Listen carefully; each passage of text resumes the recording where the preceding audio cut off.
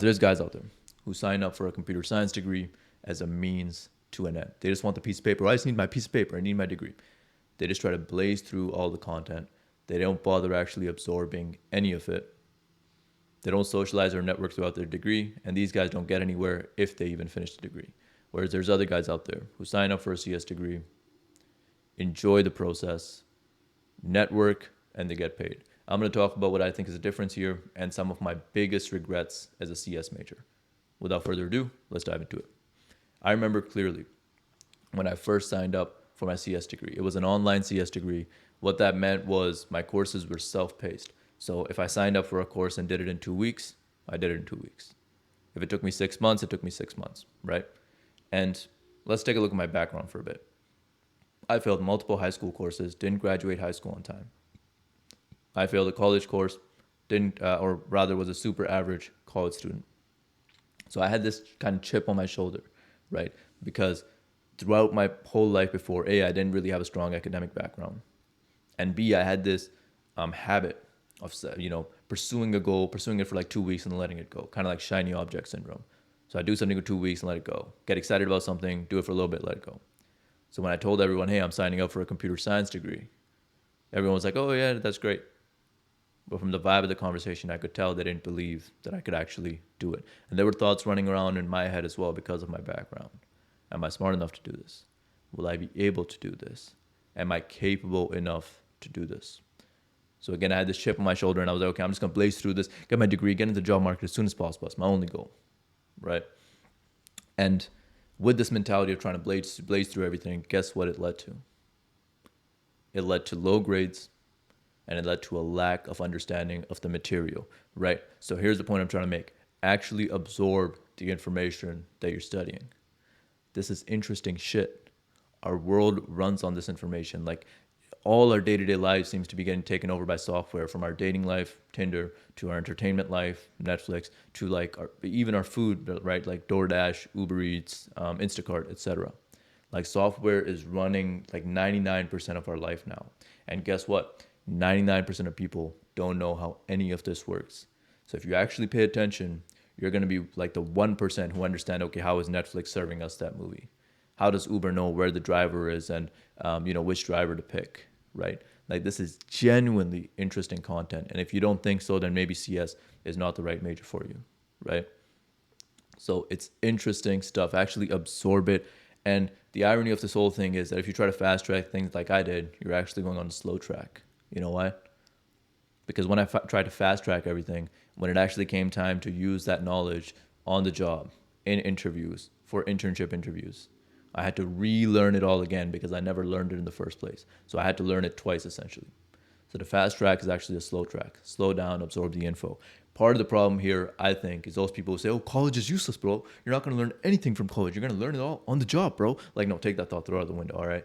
These people, they put this train of thought on us, which is just simply incorrect, right? Look, I'm not trying to say that like if you have like general college courses, fine, just focus on passing them. But there are important CS courses like data structures and algorithms, networking, intro to programming. These will serve you in the long run. So absorb the info there, all right? Now, next thing, I remember, okay, when I decided to, back in my CS degree days, when I would decide to focus on a course, I would look at the course content provided, and usually it'd be extremely, extremely dry material, like, oh, read chapter 1 to 10 of this book, right? And I didn't want to do that. Like, who wants to sit down and read 10 chapters?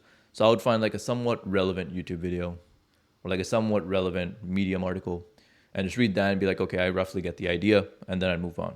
And then I'd be all surprised Pikachu face when half the exam was based on chapter 1 to 10 from the textbook, right? And then I'd end up barely passing the exam.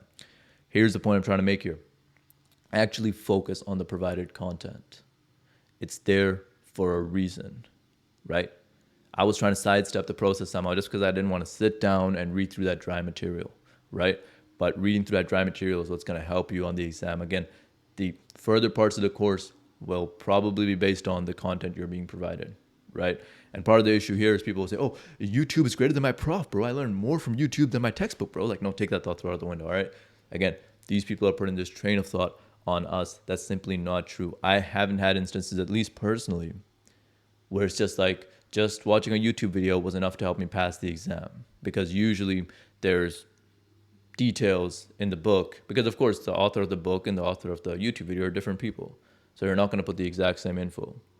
And usually there ended up being info from the book that was directly on the exam. Sometimes like word to word, like a fill in the blank question, right? So I'm not saying don't supplement information. Like YouTube is a great resource, Medium articles, whatever, always supplement info. Understanding from different points of views helps you really absorb the information, but don't neglect the provided content. All right, next point I want to touch on. When I was in my CS degree, I was a hermit, right? I was just like in my room, just studying all the time, as many hours as I could in the day. It was a lonely experience. It was a depressing experience. And one of the most important things that I've learned just as I've matured a little more is socialization is a big skill you need for life, any aspect of life, right? And that, of course, with any aspect, I do also mean the job market, right? Now, as far as my social background, I'll keep it real with you. One of the only reasons I signed up for software engineering, or one of my biggest kind of attractions to it, was that I had previous customer service experience. I had to do customer service job. People were yelling at me all the time and everything. I'm like, I do not want to deal with people anymore, at least not to that extent. And software engineering was this like very introvert friendly job where, generally speaking, throughout the day, socialization is fairly minimal. And I was like, oh, great, sign me up, right? That was at least one of my motivations, right? So, with that, it makes sense that throughout my degree, I was a bit of a hermit as well. And all I can say is, if I could go back, I would definitely do things differently. Look, take advantage of any socialization opportunities that come from the CS program, right? Whether that's joining CS clubs, whether that's joining local hackathons, right? Whatever it may be, take advantage of that. You could meet someone there who ends up giving you a job offer before you even graduate, right? Before you even graduate, they just like you so much. You're like, hey, come work for me. And that's like hands-on work experience you can get just because you put yourself out there. And even if none of that happens, these social skills that you'll be building are going to be massively beneficial. Truly, I think good social skills are worth way more than good technical skills on the job market, right? And this is your chance to refine them, and just also your chance to have fun and actually go out and enjoy yourself a little bit, rather than just being a hermit reading textbooks all day, right? That's the point I'm making here. So don't be a hermit, right? And part of the issue here is people who say, oh, I hate people, can't stand people, LOL. Like, no, take that thought through out the window, all right? Bro, what do you think you are? You're a person, right? So we can't just have this mentality, this antisocial mentality of, oh, I hate people, can't stand people, don't want to talk to people, LOL. Like, no, okay? Like, these people, they're giving you a train of thought that's going to, like, they're putting this train of thought on us that's going to serve us terribly in the long run. Can't have this mentality of I hate people, LOL, right? Everyone's out here just like you and me, just trying to do their best. And that doesn't mean you'll get along with everyone. That doesn't even mean everyone you talk to will be nice. Yeah, some people do kind of suck. But there are nice people out there, and there are people who you will connect with, who will serve you greatly in your professional career. And it can be like a mutually beneficial relationship. They help you in some ways, you help them in some ways, right? So anyway, long story short, don't neglect the social aspect. All right, now the last thing I want to say before I end this video, hey, be kind to yourself throughout this process. This is a hard degree that you signed up for, all right? So every single day, be proud of yourself, because there's a lot of people that start CS and not nearly as much people end up finishing the degree, right? And again, let's look at my background. Failed multiple high school courses, didn't graduate high school on time, failed a college course, was a super average college student. No one thought I'd be able to do this. And within 2 years from signing up for my CS degree to actually getting my first job offer, it was actually under 2 years that I went from dead broke to making six figures, right? And that was pretty surprising to just about everyone, to be honest. And that journey wasn't like all sunshine and rainbows, up and up and up, right? For the first, so I got the job offer in about 2 years, and for about the first year and a half, the most I'd made was minimum wage, right?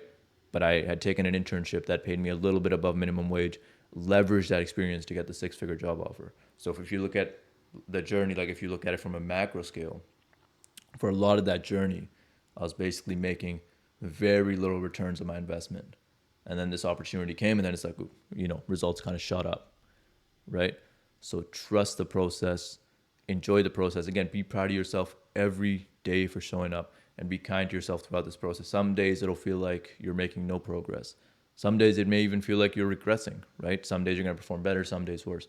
Keep on showing up, keep on working hard, and I'm confident that you can succeed. But frankly, what I believe doesn't matter.